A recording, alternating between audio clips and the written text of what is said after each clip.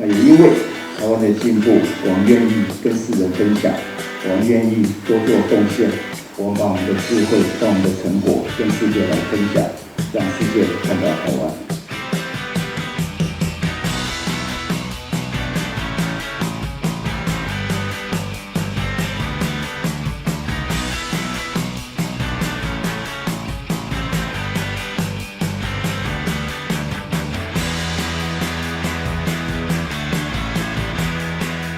今天我们也高兴了哈，我们今天就说8乐哈，今天有8个0哈，我们也第33天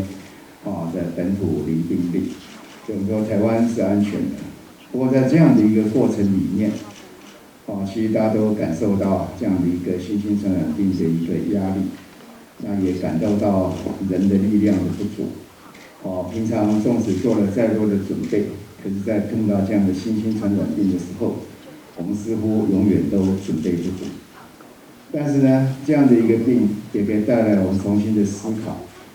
我们今天有这样的一个创新，那我们加上我们台湾的一个弹性，那有智慧，然后品质，这样串联起来，让社会很多的方面都不断的在进步，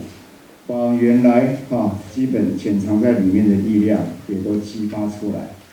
在这样的一个困苦的环境里面，我们运用我们的智慧、创新、弹性，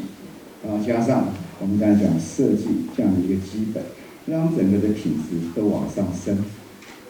人就是这么的可爱，在没有困难的时候，似乎大家过得很愉快。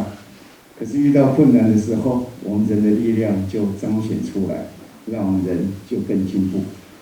那尤其在这一次里面，我们跟美国 AIT 有很多的一个合作的机会，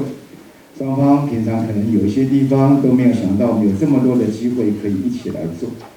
那现在在这样的疫情里面，我们就发现朋友是这么的重要，大家有缺有得有失，但是怎么样互相来补足，让我们更进步更好。那这是我们在这么辛苦的一个防疫的期间，大家也得到非常宝贵的经验，